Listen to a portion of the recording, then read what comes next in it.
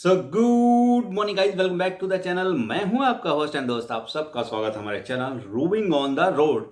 तो भाई आज हम बात करने वाले हैं यूज कार या फिर नई कार। मतलब कि अगर आप एक कार बायर हैं और आप एक कार बाय करना चाह रहे हो तो आपको नई कार लेनी चाहिए या फिर यूज कार के पीछे जाना चाहिए। तो इस वीडियो में आपको क्लियरली मैं बता दूंगा कि आपके लिए बेनिफिशियल कौन सा है, आपके लिए फायदेमंद सौदा कौन सा रहेगा, यूज कार का या फिर न्यू कार का। देखिए दोनों तरफ आपको कुछ प्रोज एंड कॉन मिलेंगे। अगर आप यूज कार लेते हो तो वहां भी आपको कुछ प्रोज एंड कॉन्स मिलेंगे, और अगर आप नई कार ले रहे हो ना तो वहां भी आपको कुछ कॉन्स और प्रोज मिलेंगे ही मिलेंगे 100%। ऐसा नहीं है कि नई कार में बिल्कुल आपको कोई भी दिक्कत नहीं होने वाली, वहां भी कुछ प्रॉब्लम और कुछ कंस्ट्रेंट तो है ही है। तो इस वीडियो में पूरी क्लियरिटी के साथ मैं आपको सब कुछ एक्सप्लेन करता हूं।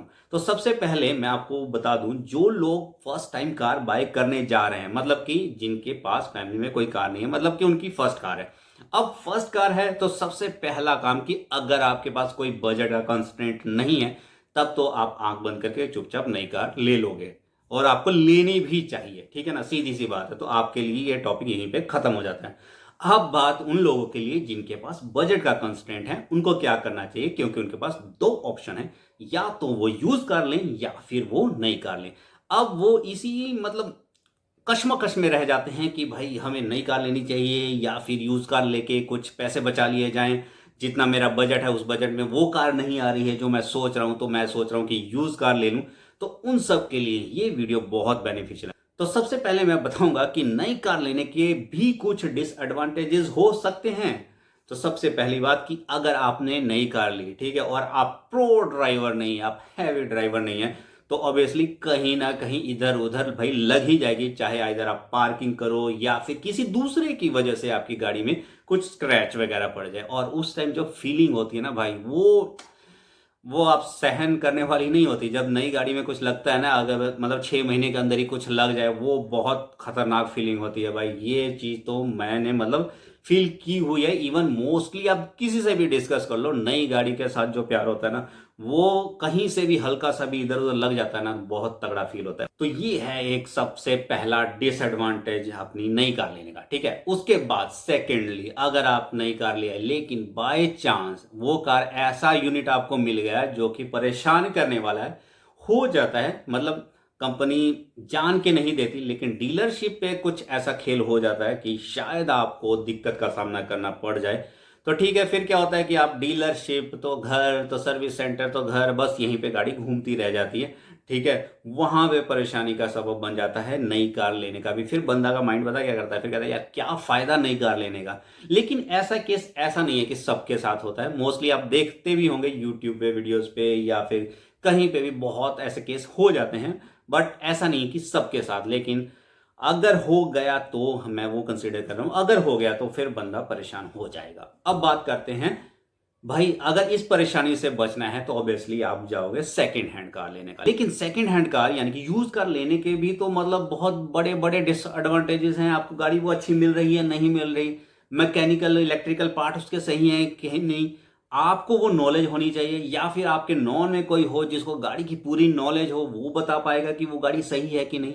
तो बहुत से अलग अलग टाइप के पैरामीटर आपको चेक करने पड़ेंगे पुरानी गाड़ी में, यूज कार में। ठीक है ना, और सबसे बड़ा मतलब उसमें डिसएडवांटेज ही यही है कि अगर आप गाड़ी ले ली, अगर वो गाड़ी आपको परेशान करने लगी तो वो बहुत दिक्कत होने वाली है, फिर वो आपको सेल ही करनी पड़ेगी। यूज कार के केस में होता क्या है कि जो सेलर होता है वो क्यों सेल करता है, ऑब्वियसली कुछ ना कुछ प्रॉब्लम होगी।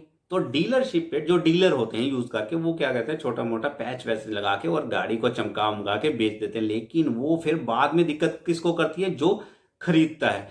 एक पर्सनल इंसिडेंट मैं बताता हूं। मेरी जो फर्स्ट कार थी वो थी ऑल्टो।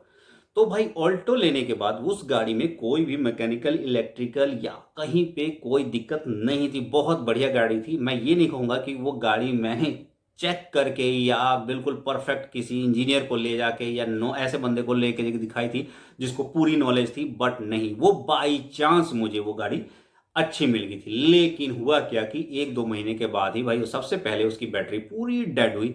तो मुझे पता नहीं चला क्या हुआ। मैंने क्या किया, चार्ज करवाई बैटरी, फिर 15-20 दिन बाद फिर ड्रेन आउट होगी बैटरी। तो ऐसा मतलब महीने में एक आधी बार हो रहा था कि ड्रेन आउट हो रही थी बैटरी। अब ऐसा क्यों हो रहा था वो रीज़न तो नहीं पता लग पाया। फिर मेरे माइंड में आया कि बैटरी शायद ख़राब हो गई, तो मैंने पहले 2 महीने के अंदर ही बैटरी ही नहीं ले ली, ठीक है ना। इतनी नॉलेज थी नहीं, तो बैटरी नहीं लेने के बाद मैंने कहा अब सब कुछ ठीक चलेगा, लेकिन वो चला भी। अगले 1 डेढ़ महीने में सब कुछ ठीक रहा। फिर बैटरी का वही हिसाब किताब कि भाई बैटरी पूरी ड्रेन आउट होती थी। रात को मैं पार्किंग में लगाता था, सुबह जब स्टार्ट करता था, सेल्फ मारता था, तो गाड़ी भाई स्टार्ट ही नहीं हो रही।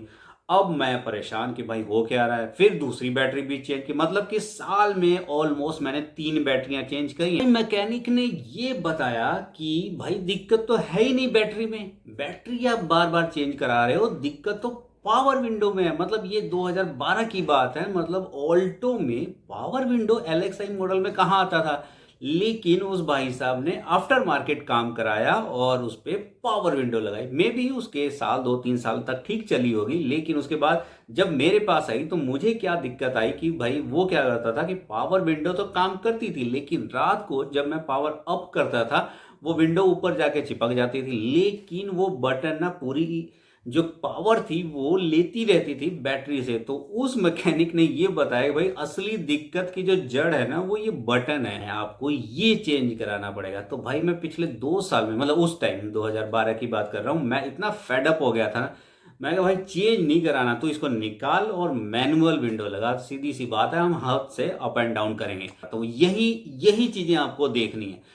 तो ठीक है, ये एक छोटी सी दिक्कत है, लेकिन अगर मैकेनिकल इलेक्ट्रिकल पार्ट में कोई दिक्कत आ गई ना, फिर वो परेशान करेगी पूरी, मतलब जब तक से आप गाड़ी रखोगे। आप इतना परेशान हो गए ना, गाड़ी आप सेल कर दोगे, 100% आप सेल कर दोगे। इसके लिए भी आपको क्या करना है, या तो आप नॉन में आप किसी की गाड़ी देख रहे हो कि हाँ भाई उसकी गाड़ी भी कुछ सही प्रॉपर चलती है, मतलब नॉन बंदे से आप वो गाड़ी लो, अगर आपको यूज कार लेनी ही है तो। अगर, क्योंकि अगर देखिए बजट का कंस्टेंट है तो ऑब्वियसली आपको यूज कार पे ही जाना पड़ेगा, ठीक है। और अगर आप ऐसा कर सकते हो कि यूज कार ना लेके लेके देखिए, अगर आपने एसयूवी लेनी है, आप सोच रहे हो कि यूज्ड एसयूवी ले लूं, तो मैं पर्सनली आपको सजेस्ट करूंगा यूज्ड एसयूवी की जगह से आप अपनी जो थिंकिंग है वो थोड़ा नीचे ले आए, ठीक है। आप ले लो कोई हैचबैक, अगर आप कर सकते हो, मैं फोर्स थोड़ी करूंगा।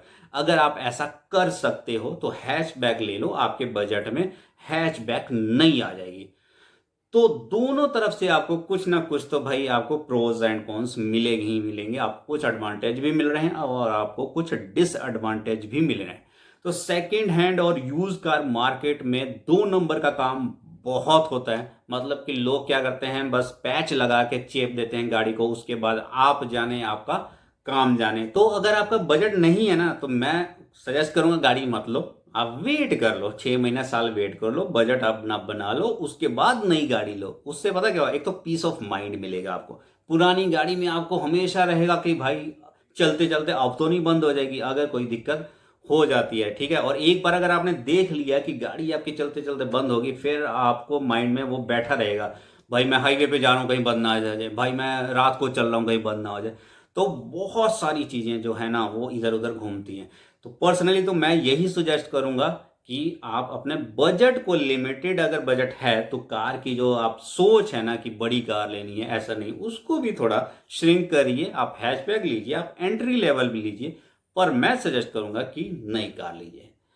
तो बताइएगा वीडियो कैसा लगा। अगर वीडियो अच्छा लगा हो, लाइक करना, कमेंट करना, सब्सक्राइब करना। Till then bye bye, take care.